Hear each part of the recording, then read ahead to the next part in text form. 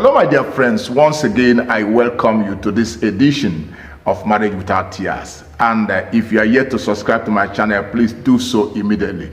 This red button by my side is where you just click and then you get subscribed and become part of our family. What are the effects of sex starvation in marriage? That is the topic tonight. Last week we dealt with the issue of the sexless marriage. We are looking at the effects today, how it impacts on the life of the partners involved. First of all, who are those that are prone to be sexually starved in a union of matrimony? We are looking at couples who, after their marriage and after their honeymoon, they jet off to places abroad for greener pastures or for the purposes of study, and they don't come back until after a couple of years, leaving their partners at home sexually starved. We are looking at people like the military who go on a call or a tour of duty and they don't come back after a few months or years, and their spouses are left at home sexually starved. We are looking at people who are in the media, like the journalists who go out different places in the nation and even internationally just to cover news, and they don't come back until after a whole lot of months or years.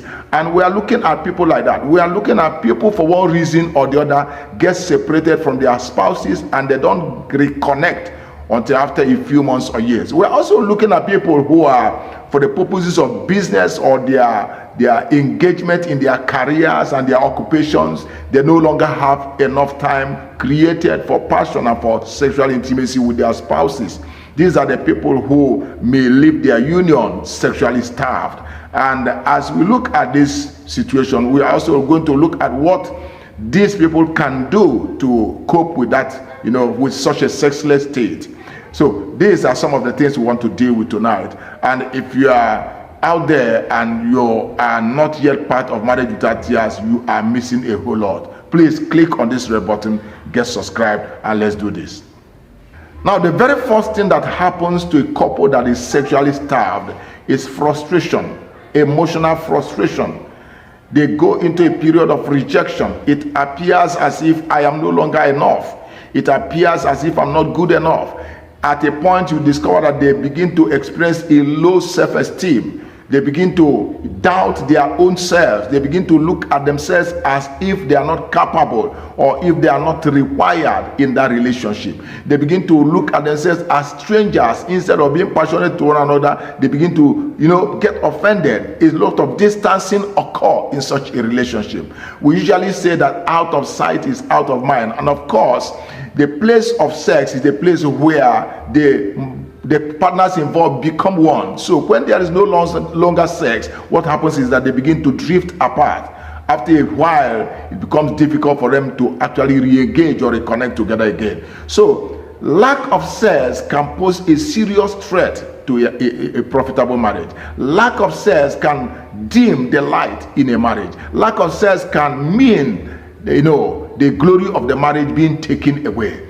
When couples make themselves unavailable at the bedroom, when couples decide for whatever reason no longer to reconnect, to have sexual or conjugal relationships, a lot of damage can be done. It can ruin the best of relationship. It can put a serious strain on the relationship. Before you know it, there are all manner of conflicts, all manner of misunderstandings, all manner of arguments, because the couple can no longer share a mutual bond together. This is what happens in such a relationship. And I believe that you will rescue your relationship, your own marriage, from such a trend, to the glory of God. The second thing that can happen is a breakdown in communication. Gradually, the couple begin to seek other places where they can engage themselves, other vessels, other men or women where they can feel okay to be vulnerable, where they can open up to. Because there is no longer a relation, there is no longer a quality bonding between them. Sex is a place where you actually communicate your innermost feelings, your innermost desires, something that you cannot say to a third party. You can communicate it to your partner in the bedroom. But when that opportunity is no longer there, when such an engagement is no longer possible, what you discover is a lot of arguments, a lot of misunderstandings, a lot of inner turmoil, a lot of taunts and testers. That is what you discover in such a relationship. And before you know it, of course, they begin to drift apart, and even to communicate constructively becomes very difficult. Sex is very important in marriage, really. So if you must enjoy a marriage that is effective, that is mutual, that is engaging, then sex must be there. And if it's not there, then something ominous is about to happen to your union. Anytime that there is a lack of adequate sex in a relationship, the couple become unfulfilled. They are not just becoming unfulfilled at the place of sex, but that unfulfillment, it shifts into every other area of the relationship.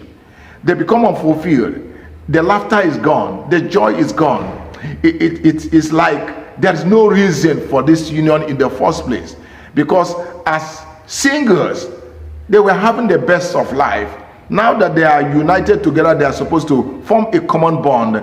The thing that is supposed to glue, they don't know. The virtue, the unction that is supposed to, the oil that is supposed to glue the relationship together, which is sex, is lacking. And once it's lacking, every other thing is mechanical. There's no oiling in the relationship. And because of that, a whole lot of unfulfillment, a whole lot of trouble, a whole lot of disagreements. Things that ordinary couple face and they surmount easily.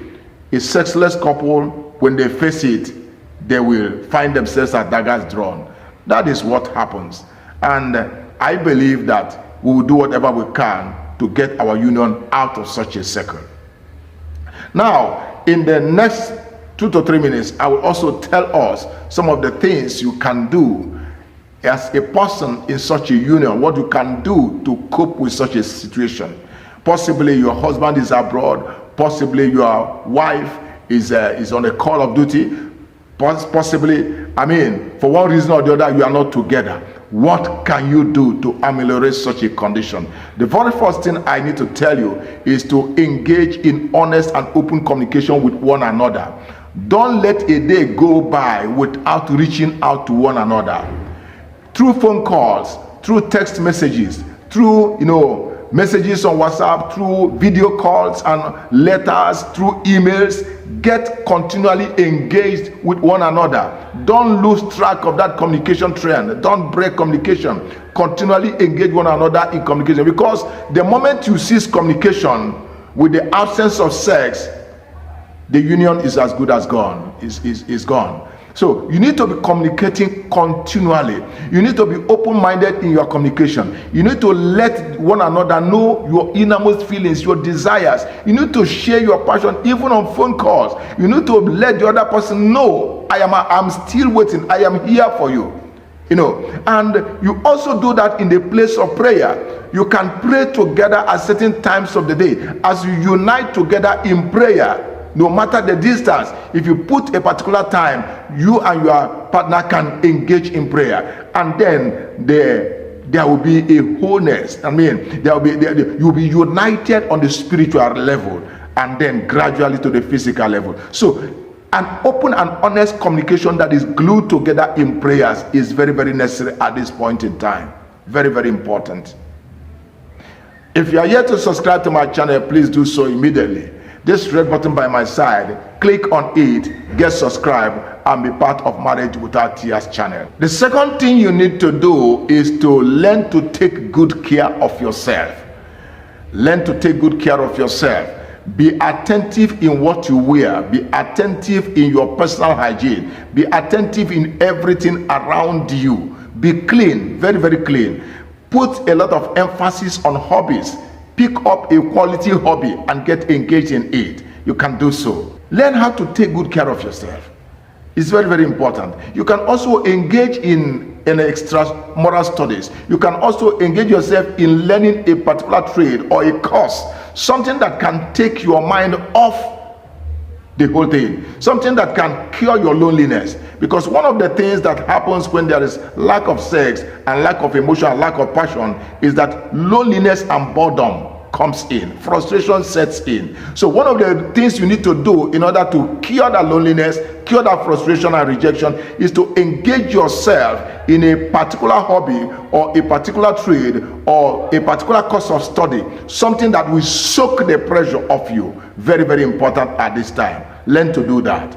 And of course, the final thing you need to do, because I'll just give you 3, please engage yourself with a support network.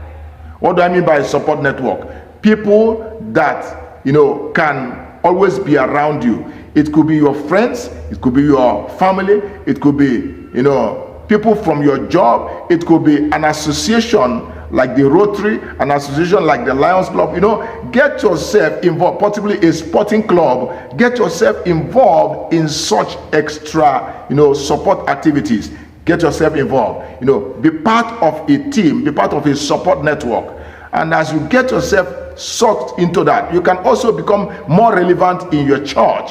You know, take on some spiritual responsibilities in your church, something that can engage your time, so that, you know, what we call the principle of sex transmutation. Take that urge for sex and align it with other areas of life, and then that pressure will be taken off you, and you will have a wonderful relationship even when your partner is not there for you. I thank God for giving us enough time to deal with this. And please, if you're yet to subscribe to my channel, do so immediately. And if there are things that I did not talk about, or you think should be included in this very particular video, please don't fail to reach out to me. There's a comment section below. Make your comments, and it will be my pleasure to respond to you. And as you become part of this wonderful channel, you will see your marriage growing in leaps and bounds to the glory of God. I thank you very much. Have a wonderful time. See you next week.